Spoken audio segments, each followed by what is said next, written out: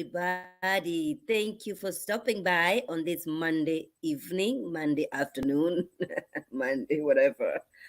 Um, we are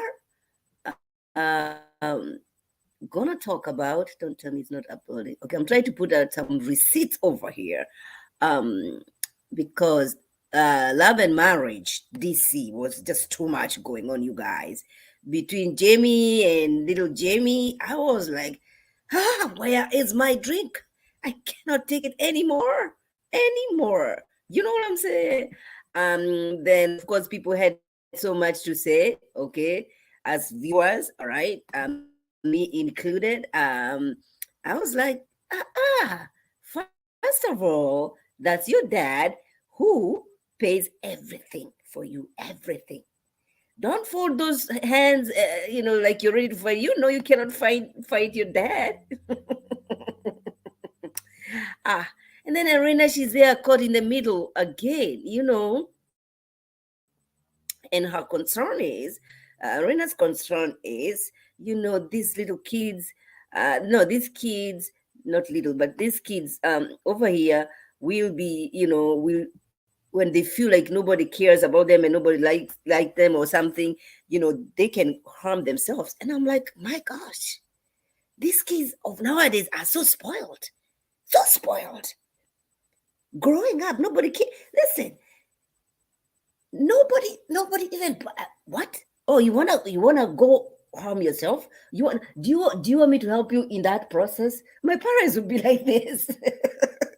Oh, you think I'm not gonna sleep because you left the house and now I'm just concerned about whatever is gonna happen to you on those streets or anything? I sleep very well. Back in the day I'm talking about. Nowadays these kids. Ah, first of all, little Jamie, come on now. Little Jamie is 26-year-old man now.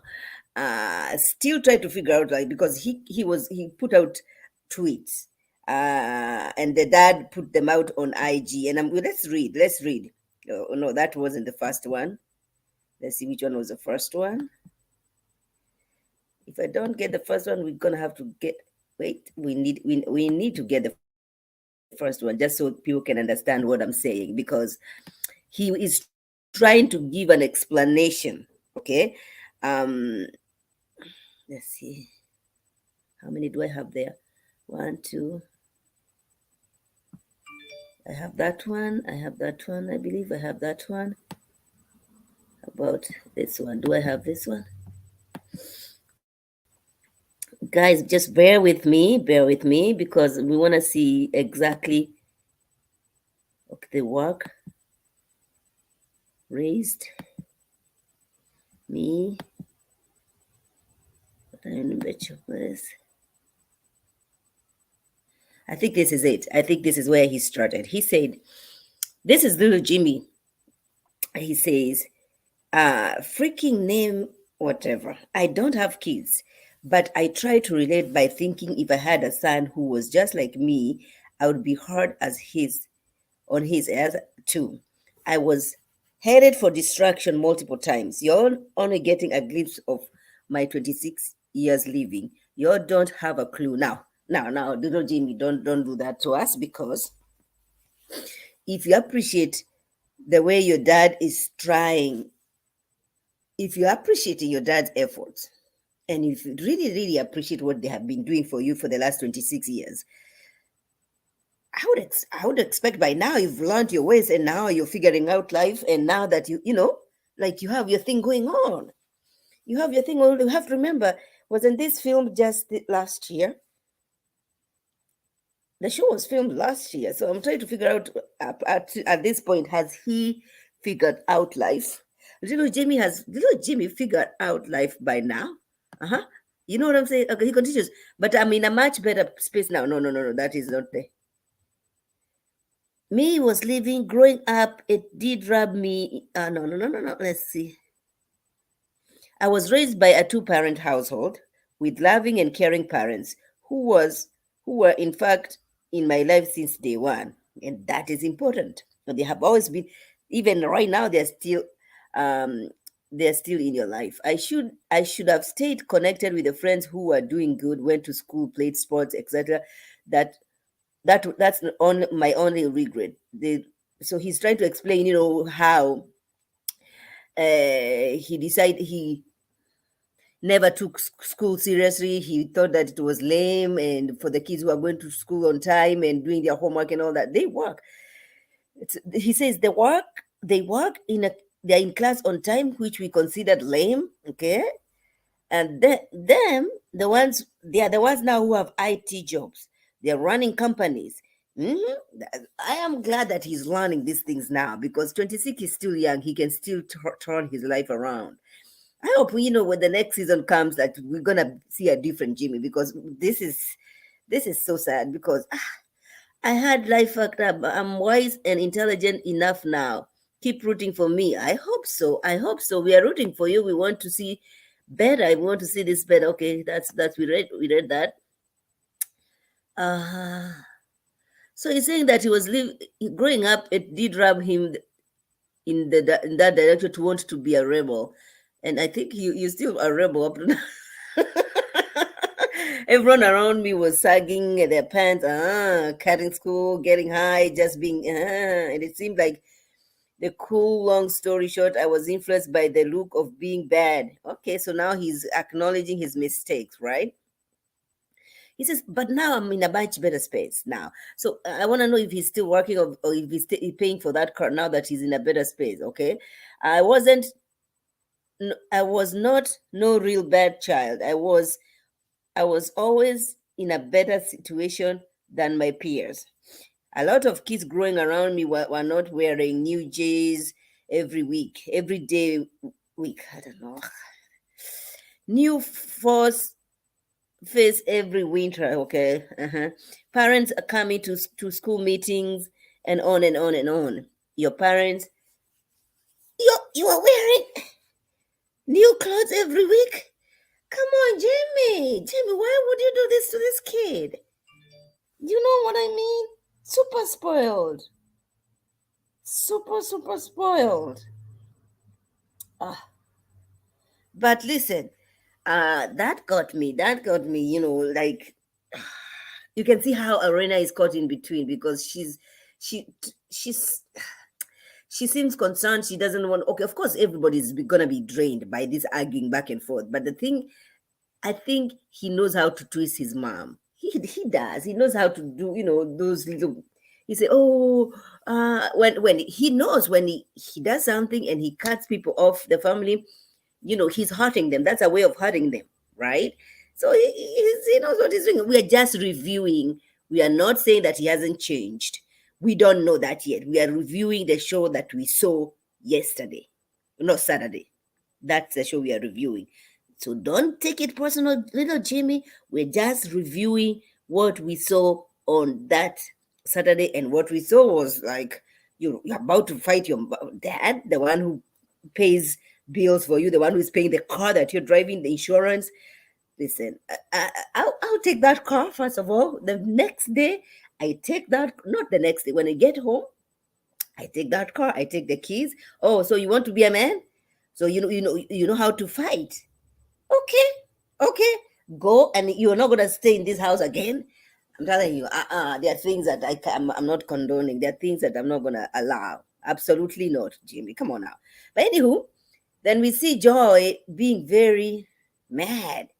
Did you guys see, when they were invited to that pink thing? That Joy's face was like, oh my gosh, we are so used to Joy, who smiles, who is always loud and laughing and having fun. She has a disdain about this Cheryl girl, the new girl, because of her husband.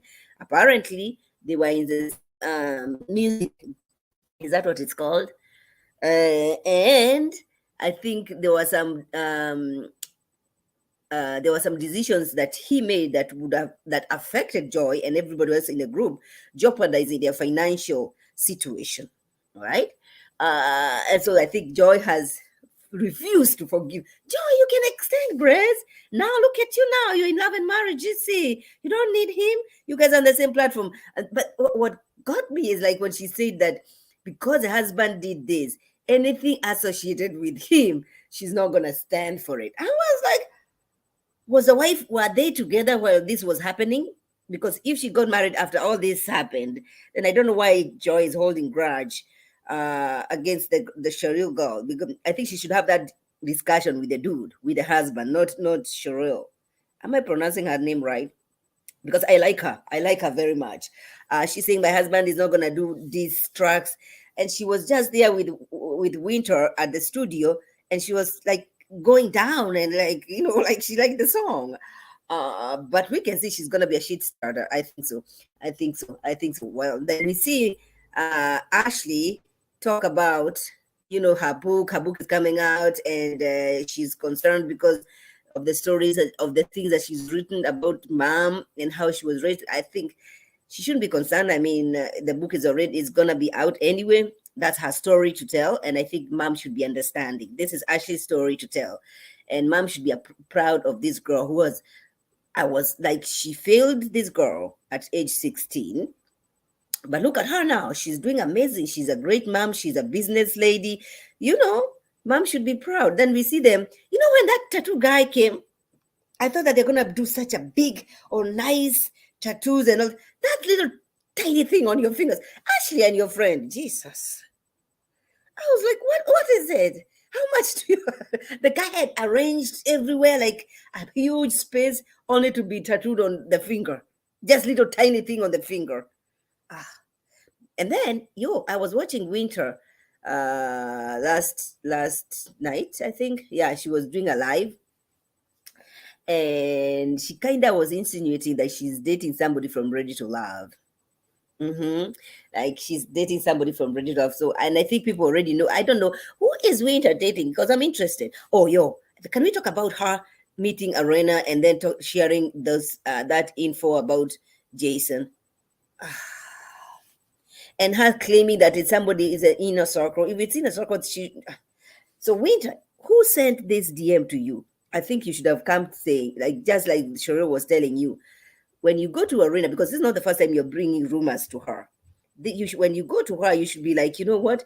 I got this message from so and so. They're talking about Jason and that, because I don't believe that that these two parents love Jason. Come on, that kid. Listen, if you did not watch, I did I interviewed the two of them, and we were talking about Jason and how that came about, and that he wasn't aware. The parents did not know that he was blind up until it was sad. You guys go back and watch my interview with Jamie and Arena, and where they're talking about their son. No, I don't believe it. I don't believe it, and I think that is a conversation that should have been had behind the cameras. But when I was asking Winter that question, she said, yeah, she tried to have that conversation with Arena behind the cameras, but it's just too messy. It's just too messy.